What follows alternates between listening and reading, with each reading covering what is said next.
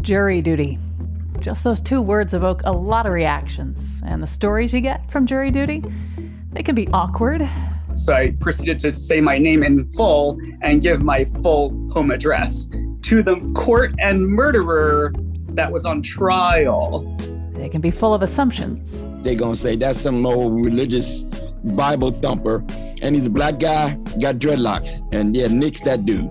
These stories can be absurd. People think that if you say you are racist against a certain group, that will automatically get you out of jury duty. But you can tell who means it, and he's just saying it to get out.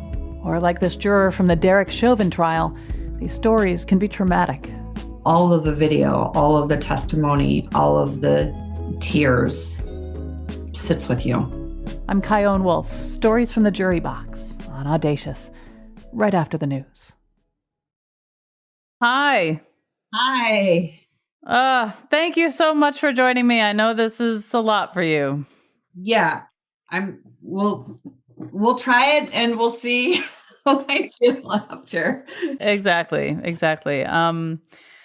I don't really want to, I'm mostly interested in what it felt like from the beginning through and the end and since. Okay. And so I'm not interested in talking about the case and the facts of the case. You know what I mean? Yeah. Yeah. Yep. From Connecticut Public Radio in Hartford, this is Audacious. I'm Kyone Wolf, and the name of that person, whose voice you just heard, won't be mentioned, because she's been fearing for her life since serving on the jury that found former Minneapolis police officer Derek Chauvin guilty of murdering George Floyd. We'll hear more from her later in the hour. Today we're hearing stories about jury duty. How bizarre, inspiring, awkward, funny, and deadly serious it can be. I'll never forget my first and only time serving. And I gotta say, I felt really excited to get on a jury, to rise to the occasion, to ace the assignment. When I was in school, for the most part, I was a terrible student. But here in this courthouse, I followed every direction. I was meticulous in my adherence to the instructions. I was present and focused at all times. Also, I got to be the foreperson, which means I got to talk, which clearly I love to do. So I had to make sure everything I did in that courtroom was perfect. And it was. When I talk about it, I'm lighthearted. It was a civil case, just damages from after a minor car crash. But sometimes I think if it were a criminal case, yeah, the whole story and tone would be different. Michael Leung of Hartford was put on a criminal trial, and as you'll hear, he was also the foreman.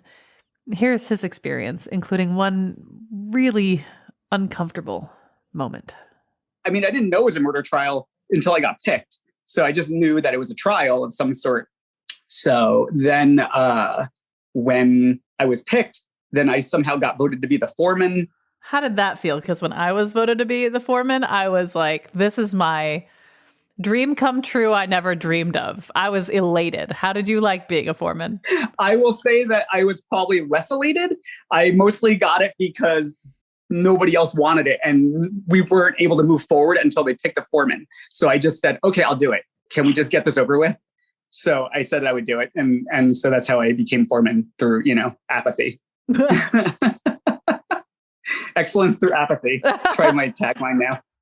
So they gathered us all into the courtroom. They had the accused on the stand, and the judge asked us to all go through some basic information. And she was like, please state your name and where you live. And I remember it specifically being those words, because if she says where you're from, I would have just said a town. But she specifically said where you live. So I then proceeded to say my name in full and give my full home address to the court and murderer that was on trial. Person who was on trial for murder, yes. Yes. And nobody else in my group decided to do that. And as soon as I did it, I was like, I don't know if that's what she meant. Did you ask for clarification, or did you see on their faces, dear God, what hath this foreperson done to themselves? No, I wasn't looking around a whole lot, but I do remember when I did it. As soon as I did, it was one of those moments of clarity that happen as soon as you do something. You're like, maybe I shouldn't have done that. And I'm not saying that faux pas influenced my decision to vote for not guilty, but I was glad that was the consensus that we came to. Mm-hmm. So it was definitely a little touch and go for a little bit. I was like, oh my God, if this guy goes away, it's not going to be good. Would you want to serve again?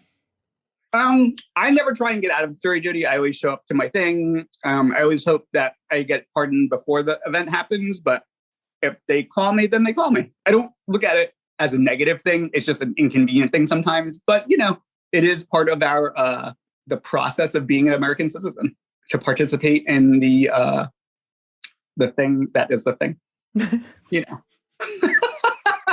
our civic duty, as you will. As you will. Michael Leung, thank you for your service. Thank you. For this next juror story, it's important for you to know that Reverend Dr. Bishop John Selders is a man of faith. Lots of different kinds of faith, for sure, but faith in God is kind of a big one for him. So when he arrives for jury duty, what happens when he makes his faith known? Now, the very first time I did this, I collared up. I thought, let me go down and represent as Reverend Dr. Bishop. And no, wait. Were you thinking that having the collar would be like your ticket in? No, I thought for sure it would exclude me from service. Why? Because, the religious guy, no. Yeah, religious guy is going to be fair. He's going to be compassionate. That's good, right? No, I didn't have that. I was thinking the other way around, that they're going to say, that's some old religious Bible thumper, and yeah, nix that dude. And he's a black guy, got dreadlocks. That don't match. So... One thing after another, huh? That's right. I went down that road. So I get, with the voodoo, right? I know the language, girl. I ain't know, I didn't watch Law and Order, all them old legal show. But I know voodoo. So we're in the jury box. The first question off the box comes to me.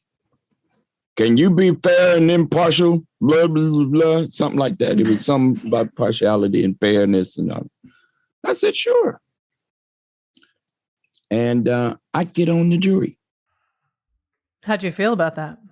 Well, I was like, cool. Now, since then, I've been on cases. I've had 4 or 5 other opportunities to be on. And I decided I was never going to wear collar again. Yeah, I want to talk about that a little more, because when honestly, like me coming from where I'm coming from, when I think about someone with a collar, I think good. And that's also because I've never been somehow done wrong by someone with a collar. But I think as someone, I don't know, in this arena, that would be a real tool for justice, right? I mean, it's a symbol of fairness and equity to you, I imagine. I mean, you can speak for yourself, but it really means something to have that collar on. And I don't know, where are you and I disconnecting on it? You would know better considering you're the one who wears it. Right. No, you're not disconnecting on it at all. I think I had all of that you had. I thought it would be a symbol of import in that kind of way. What I then began to feel like is it exceptionalized me. And I didn't want that exception. I wanted to be treated like any other person. Now, of course, they ask you what you do in the context of it. And so, at times I've had to say, I am a pastor of a church. Or when I was college chaplain, I'm a college chaplain, which denotes my profession is of a religious sort. If it's okay with you, I'd like to ask your personal reflections on how you feel about how our courts are run, how our juries look, how our juries reflect us or how they don't. What are your feelings in terms of being a Black man on a jury? Yeah, that's a good question. Interestingly enough, the cases that I have served on as a jurist, one was a case with a young man of color. And I do have a sense of, man, I'm the only one of color that could have served on this jury. And I was at one time. Another time, I wasn't the only. I was one of a number. And again, in that particular case, it felt like we weren't enough. It wasn't representational. I also know how many people who have had some experience with our judicial system, they're not too ready to deal with our judicial system from another space and place, right? So I also have had conversation with family members and members of my congregation and folk in the community about serving on and being a part of the civic, taking seriously this contract to be civically engaged, and to hear their stories, of their reticence not to do that. And so, yeah, I'm a little ambivalent. I would say at times. I'm also, that government is like voting. I don't like none of the candidates, but I'm going down there and I'm going to register my vote because there were people who died for me, who sacrificed greatly for me to have access to the vote today. And so I kind of feel like that is something I'm going to do. And that's how I speak about it with relationship to others. I'm not too overly preachy. I hope I'm not. Well, I mean, if someone's going to be preachy, you kind of got the job description for it, but I hear you. That's right. And of course, I serve the bill. I am a preacher, so that I preach. Too bad, so sad. I tell my kids that. I tell my kids, Alicia and James McKenzie, your daddy's a preacher. So every now and then I'm going to get turned up and the Holy Ghost is going to come. The Spirit will move me, right? That's how it go. But no, I am aware that there are not enough of us who are in fact engaged in this process. And this is just yet another side of what government looks like and what governance looks like. So yeah, I do think about it. And I have a young brother, I'll tell you this lastly, he's 11 years younger than me, who has served to date 27 years in prison. Lord willing, or as the Muslims would say, inshallah, he will be released March 31st this year.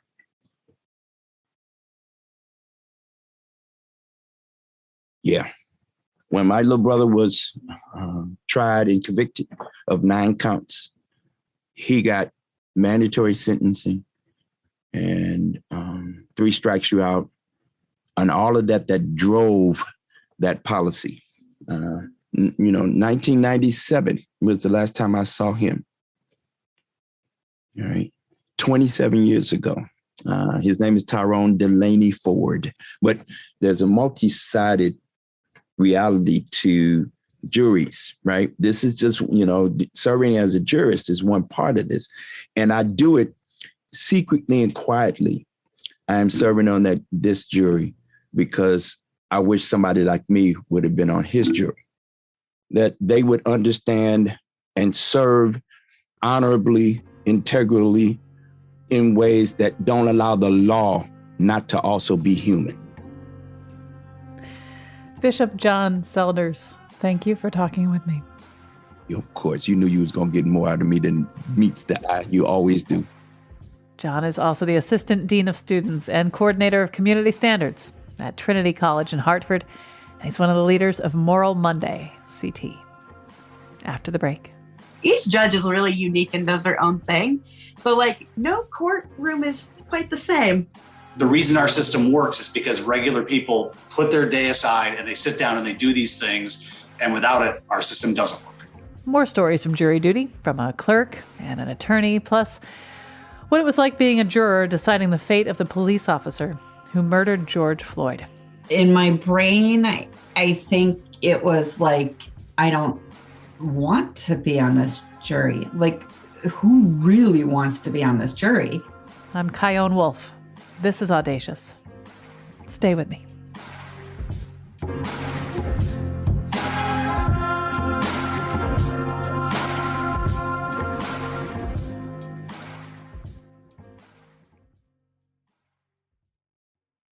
This is Audacious. I'm Kyone Wolf. Today, stories from jury duty. I was curious about juror stories from other people in the judicial system, like an attorney or a clerk. Steph MacGillivary of Enfield, Connecticut, was a jury clerk for a while, and then she became a courtroom deputy for the United States District Court for the District of Connecticut.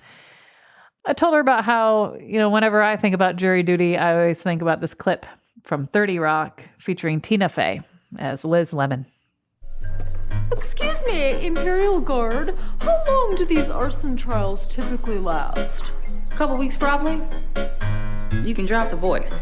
Oh, this used to get me out of jury duty in Chicago all the time. This ain't Chicago, honey. Look at these people. I don't really think it's fair for me to be in a jury because I can read thoughts. Dismissed. So that clip is what I think of when I think of jury duty. And that's as someone who's been on a jury. I loved it. I was fascinated by it. I would do it again. But have you had any pretty wild encounters with people in the arena where you worked? I have had a couple. I wish they were as fun as Liz Lemon. What mostly happens is people think, and this is a misconception, people think that if you say you are biased or prejudiced or racist against a certain group, that will automatically get you out of jury duty. But that's not the case, because there are some judges, as I like to say, you can tell the real racist from the fake one. Like, you can tell who means it and who's just saying it to get out of doing it. Is it just a vibe? It's a vibe. That racist vibe? The racist vibe. Like, you can say, like, you would give it to, like, I once got a letter that was so horrific. It was basically, this person was like, I can't serve on a jury because I think every single crime is caused by a brown or black person. And it was one of those things where the language that they used, you're like, this person really means it. Like, this person, there's intent behind it. When you read something, you can tell when someone's like, what if I said I don't like, that's how you can tell, because they would say, I don't want to do jury duty. What if I said I didn't like? Subtle, real subtle. That's nice. I'd say that to me on the phone. What if I said I was racist? I'd say, well, I think you'd have to come in and tell the judge that. But this letter in particular, when they were really bad, you have to bring them to a judge. Like, I couldn't excuse anybody. They have to be excused by a judge. And you would get a judge who would read it, and then they would say, maybe not worth it. Like, maybe not worth the hassle of bringing this person in. And then sometimes they'd read it and say, oh, they're going to have to say that to my face. Have you ever had an attorney screw up something when it comes to jurors? And I ask that because it didn't screw it up for me, but when I was in voir dire and, they're trying to figure out who they want to be on the jury, I introduced myself, and one of the lawyers on the way out said, oh, by the way, I'm a really big fan of your work. And I said, well, thank you. And then I went into the hallway and I thought, was that okay? I mean, was that okay? So I asked the lady who was probably doing your job, this attorney said, I'm a really big fan of your work. Is that okay that they did that? Like, is that going to compromise the trial? And she asked me, well, do you still think you could be fair and impartial after hearing that compliment? And I said, well, yes. She's like, then it's not a problem. And it was this weird little hiccup. And I wonder if you've ever had anything like that. I did have one attorney after, like, the jury was selected and they were getting ready for trial. And he told the judge that he didn't think the jury was diverse enough. But his client was a white man. So what did the jury look like? The jury was a jury of his peers. It was mostly white, but it was like, he said, I'm uncomfortable with how not diverse this jury is. And the judge, who happened to be African American, said, that may be the first time anybody's ever said that to me. She goes, but he's white. Now there's federal jury duty and there's state jury duty. Federal jury duty has a wild thing though that that state jury duty just doesn't have. And it's a custom video for your juror experience. So like in the state court, here's another difference between state and federal. In the state court, you are kind of in that theater area with like the chairs and there's, and you're called in. In the federal, everybody goes in at the same time and is in the jury selection. And then everybody goes to the courtroom at the same time. That's all, like nobody's called individually. Everybody goes in. It's like a group activity, but you start out your group activity with a kick-in video featuring Supreme Court Justice Sandra Day O'Connor. We want the whole community represented. We want people who are people engaged in their ordinary work, but who take time off to hear a case, as well as others. We want a full sampling of the community because that's who we are entrusting our lives and our honor and our most important issues. Telling you all about how awesome jury duty is. And like, it's so inspiring. It's one of those, like, I watched it every single time. And every single time I would just be like, God, I'm just so freaking inspired. I know you have to have heard stories about jurors like becoming friends and reuniting afterwards, because the one time I was on a jury, I stayed in touch with this guy, Jonathan, who's really smart and interesting. And I bet that happens a lot. Yeah. Yeah. And like, they had a case that went on for like 9 months. Like the jury had to serve, and that one was almost every day for 9 months. Like they were literally like serving. And they became so close that they have reunions. And not only that, they became close with the judge. So now when the judge has naturalizations, he'll invite them in to come in and like read a passage because he reads this beautiful poem. Like each judge is really unique and does their own thing. So like no courtroom is quite the same. It's all like a little different. I learned that from night court. It is like night court. When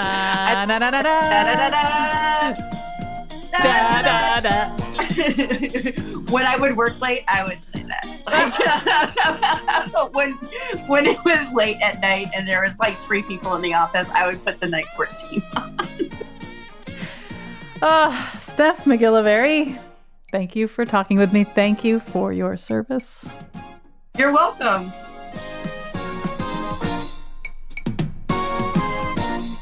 Steph MacGillivary was a jury clerk and a courtroom deputy for the United States District Court for the District of Connecticut. Full disclosure on this next jury duty story. In 2016, a person driving a car hit me while I was riding my bike, and I got a nifty plate and 8 screws that are still keeping my collarbone together, and Brennan Mackey was my attorney. So when I was thinking about making this episode, I wondered what kind of stuff he's seen as a personal injury attorney. And of course, he had a story for me. It was a medical malpractice case against Hartford Hospital pending in Hartford. And we had gotten through everything else you do with a case like this. We were up to the point we were picking the jury. And that starts with a general introduction to the jury. There's about 35 or 40 people in the room. And then they peel off a smaller portion of those people to go with you to the courtroom. And then they peel off an individual to do individual voir dire. And for those who don't know what voir dire is. Voir dire is it's a very unique process in Connecticut where the lawyers for the case have an opportunity to ask questions and answers to an individual juror. And to see if they'd be a good fit for the case or a bad fit for the case. And they both have to agree on it. They do. I mean, there's objections you can have for cause, you have peremptory challenges, but in the end, generally speaking, the lawyers have to agree the person's acceptable. So then what happened? All right. So we had, I think we had been picking 2 or 3 days at that point, and we had a lady come down and talk with us, and she revealed that she had been a prior claimant against Hartford Hospital. Good to know. Yeah, it's good to know. And so she was immediately, obviously, not suitable for the case. And that should have been that. But she went back to the main jury assembly room and proceeded to tell everybody in a very loud voice how awful Hartford Hospital was, which caused the entire pool to be disqualified. And we had to start all over. The entire pool, like 35 to 40 people? Yeah. Oh. So it was quite the adventure. There are a lot of people who don't like being on juries. They don't want to be on a jury. They get the thing in the mail and they roll their eyes and they start Googling ways to get out of it. And there's no convincing them of doing their so-called civic duty. And then there are some people who are like, I've been waiting my whole life for this. I'm going to make the best jurist. For those in the former camp, what would you like to say to them? Even though you know you can't convince them to want to be a juror, what would you like them to maybe think about? I think the single biggest thing I would say to those people is next time it may be you. And you may need access to the system, and you may need people like you sitting to find what's fair for your case, because you and the other side can't agree on that.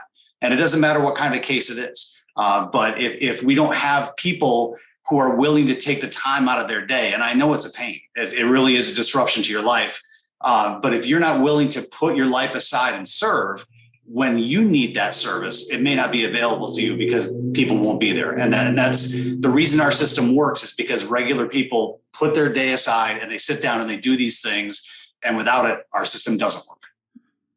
And for the latter group, the people who love the idea of being on a jury, is that ever a problem? Are you ever like a little too thirsty for it?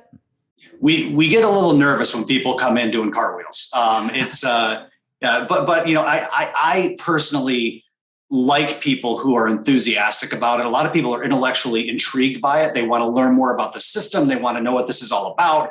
And those are the people I can count on during my trials who are going to pay attention. They're going to look at every detail, and they're probably going to give everybody a fair shake. So yeah, you don't see them too often, but when you do see them and they're genuinely enthusiastic and they want to learn about the process, it's really cool. They probably also listen to public radio. Absolutely. And they probably donate too. 1-800. Brennan Mackey, thank you so much for telling me your story. My pleasure.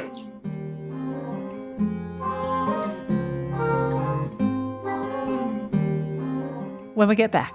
The fear is real, and I think the threats have proven to be real. And of course, you know, I've got 2 kids too, so you worry about it there. What it was like being on the jury that put former Minneapolis police officer Derek Chauvin away for murdering George Floyd. I'm Kyone Wolf. This is Audacious. Be right back.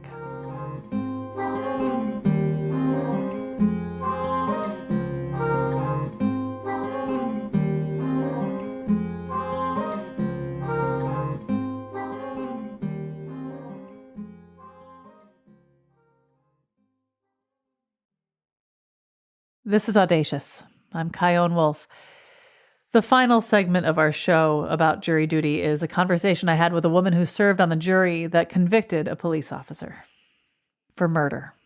Former Minneapolis police officer Derek Chauvin was sentenced to 22 and a half years after murdering George Floyd on May 25th, 2020.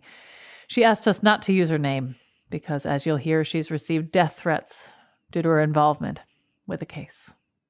Here she is telling me about when she found out that she'd been chosen for this jury.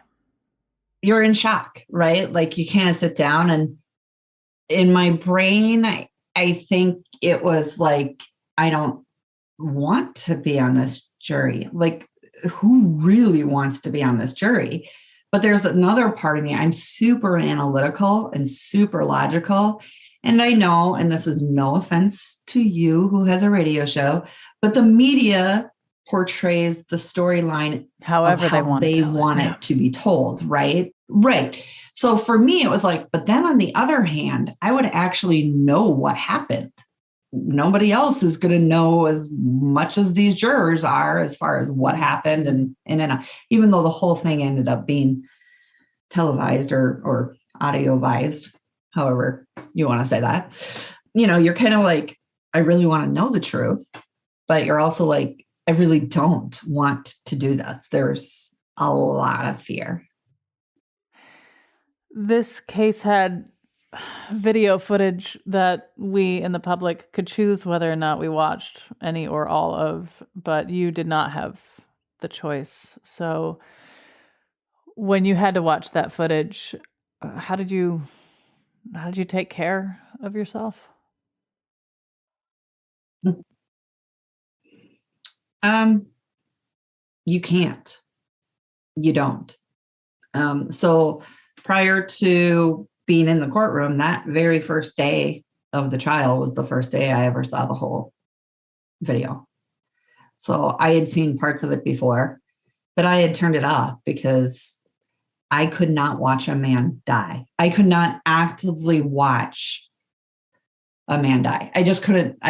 It wasn't in me. And I was like, I felt sick watching the video when it first happened. And so I turned the video off and I never saw the full thing. I only saw the first couple of minutes probably.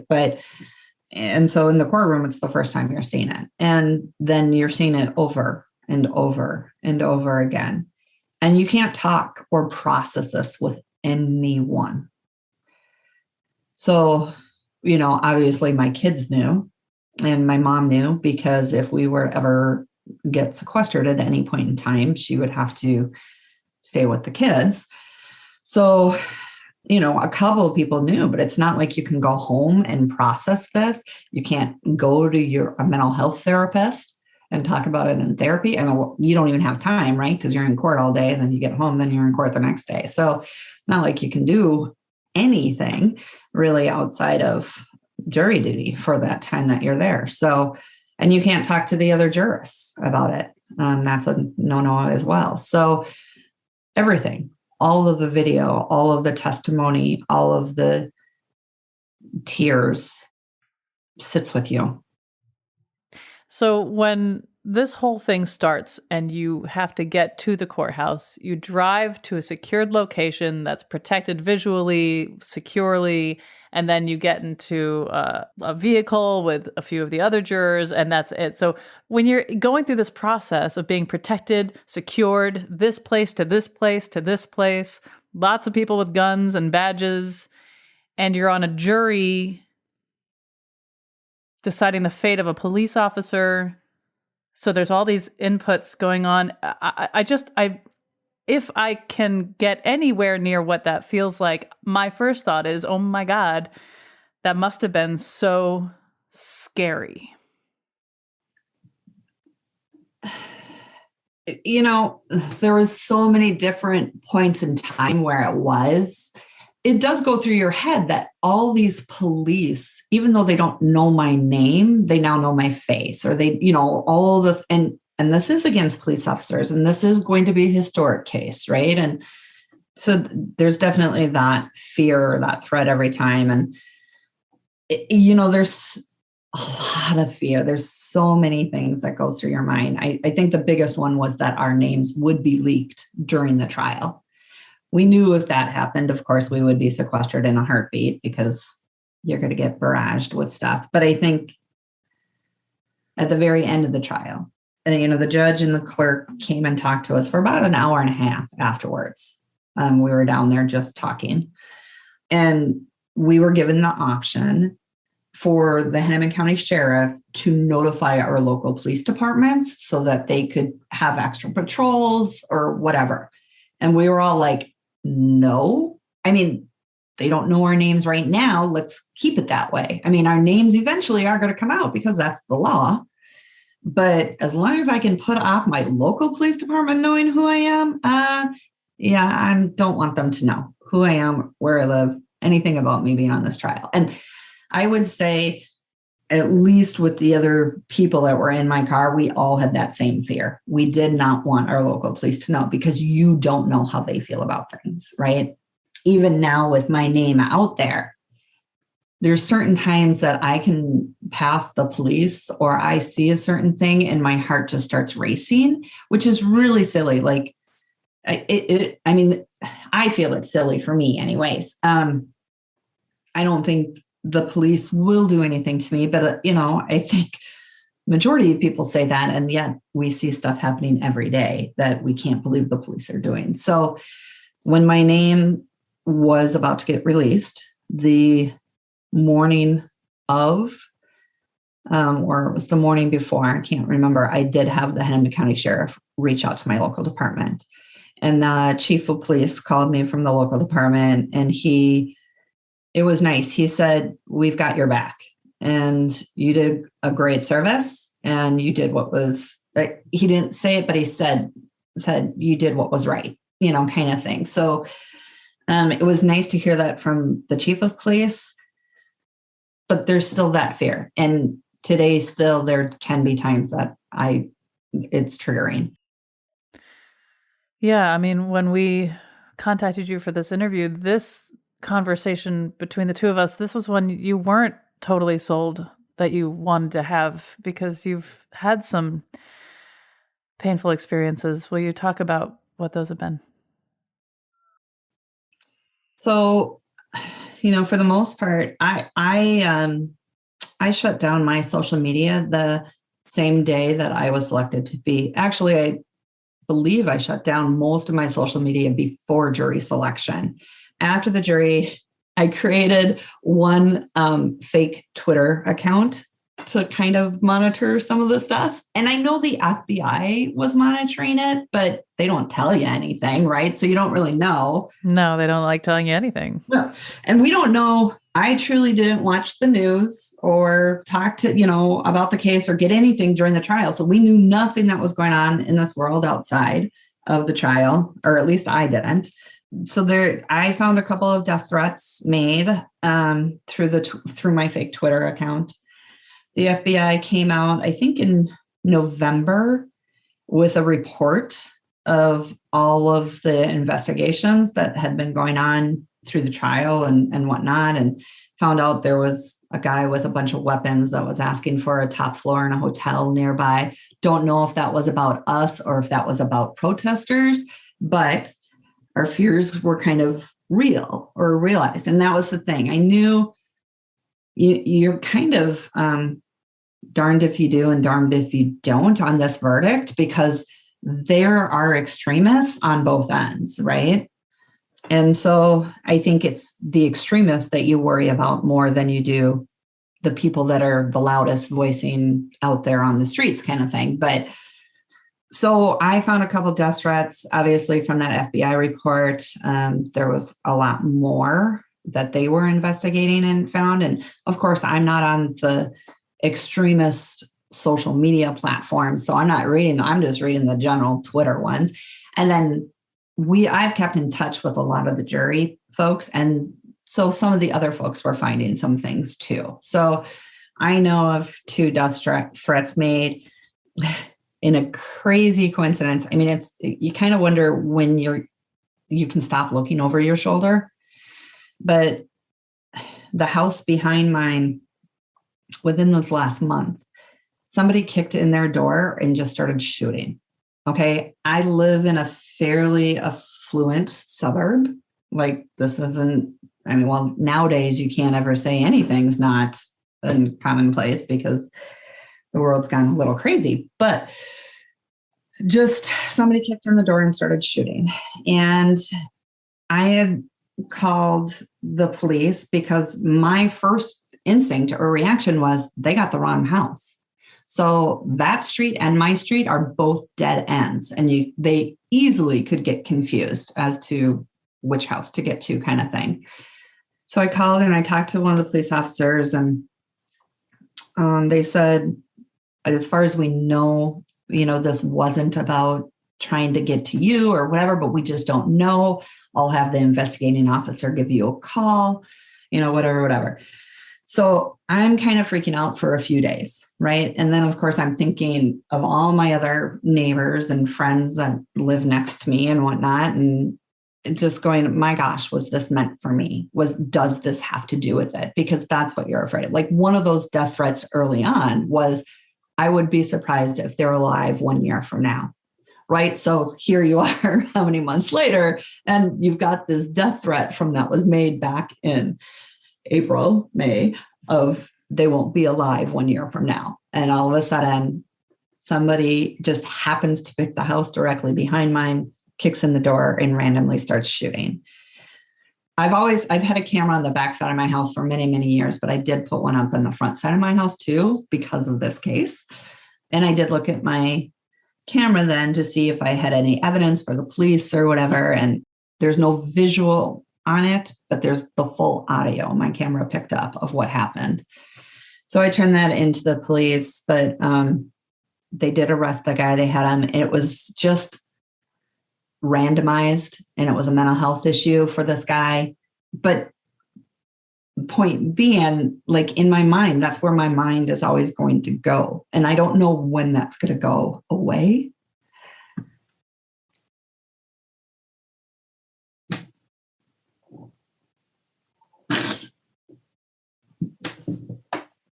And of course, I've got 2 kids too. So you worry about it there. The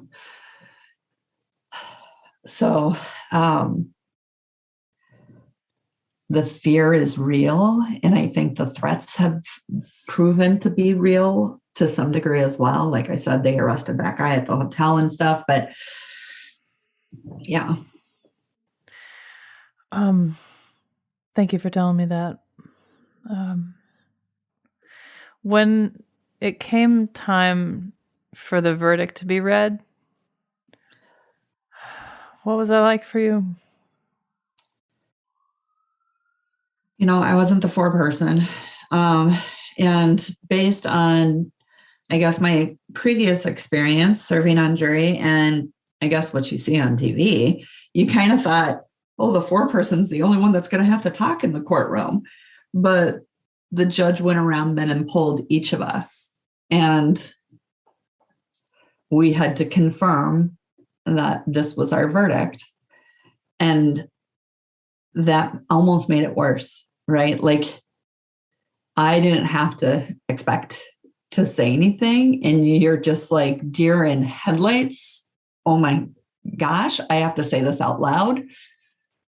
And we left the courtroom in the back. So we basically went into the back hallway, which is all the judges' chambers, and then walked down to another secured courtroom. That's where we hung out during the day. And you walk out that back door. And I think I was the first one out the door that day, or maybe the second one. And the tears just come. I think every woman on the jury started just crying. Some of us more bawling almost, and some just silent tears. But it was this huge exhaustion, emotion. I don't even know if there's words as to what we were feeling. It wasn't a relief. It wasn't, there was guilt.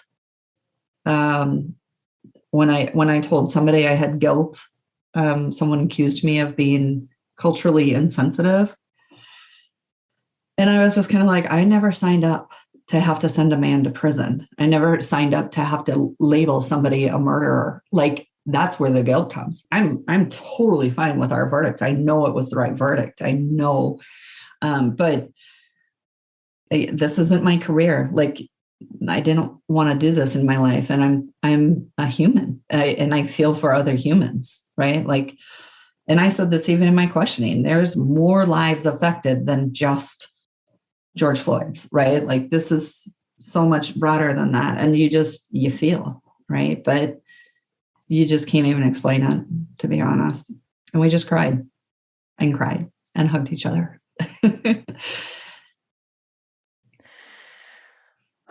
Earlier, I had mentioned that agreeing to this interview was something you had to really sit with. So why did you agree to talk to me? Why did you want to talk to me? Maybe this is part of my therapy because I'm not going to therapy. Anything else you want to talk about? I mean, I got all day. Right. I think also I recently just found out that there's a representative here in Minnesota that is working on a trauma-informed jury selection bill. And have been in contact with that representative now because I said it's not just about that 10, 14 page questionnaire, whatever it was, that was so invasive and intrusive, but it's actually serving on the jury too. Like, this has to be a trauma-informed jury selection and service, right? Because it goes so much beyond that. So, hopefully get more involved with that representative on that bill. And we're going to hopefully find a county or two to pilot something. There has to be change in the criminal justice system as a whole. We knew that before the trial. For many, many years, we've talked about how there needs to be justice reform, but it needs to also be considered not just for how we're policing or how we're sentencing people, but it also needs to be for the jurors. Considering there's the trial of the 3 other officers involved in that murder, what do you hope that those jurors keep in mind as they go through this process? Plan on mental health therapy. Just plan for it. Just make the decision before it even starts to do it. Try to find the joys where you can in life. You don't have to be so stoic and not say anything and not still just be human. You can enjoy little things. And so do that and plan on doing therapy. Was it worth it? Are you glad you did it? Maybe that's not the right word. I don't know what the right word is, but you know what I mean? I can't ever say I'm glad I did it. No, I'll never be glad I was on this trial. Never. It was the right verdict. I know that based on the evidence and the law. So I don't have any regrets as far as that goes. I know I did right. I literally did not think I was going to get picked for the jury. There was so many reasons for me not to be picked for the jury, given my career history. I literally said in selection, I believe that the criminal justice system is biased and broken. And they still picked me. So I was going to do, I told the truth on everything. I was not going to lie to get out of jury duty, which I know a lot of people do. I mean, this is a duty, but, do it all over again? No, never. I think I'm done for my lifetime with juries and I may get summoned again. I'm just going to go in there and going to be like, listen, I've done my duty. I was on the Chauvin jury. I'm done. Nope. Do not select me for this jury. I am done. You find somebody else.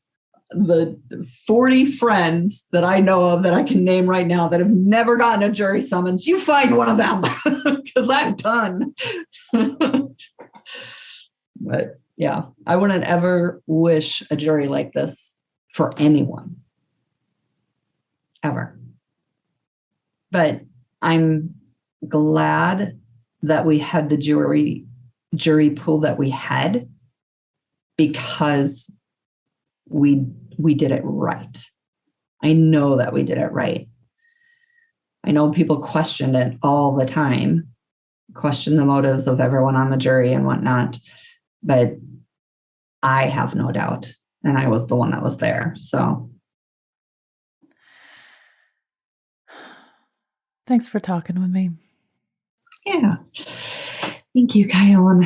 It's been interesting. And yeah, we'll see where life takes me. And I don't know. I can't wait for the day that I stop looking over my shoulder, waiting for the next something to hit. It will happen eventually. Audacious is produced by me, Jessica Severin DiMartinez, and Katie Tolarski, with help from our interns Michaela Savitt and Sarah Gasparado at Connecticut Public Radio in Hartford. Subscribe to Audacious wherever you get your podcasts, and you can hear them all at ctpublic.org/audacious. Send me your thoughts and show ideas on Facebook, Instagram, and Twitter at Kyone Wolf, or send an email to audacious@ctpublic.org. Thanks for listening.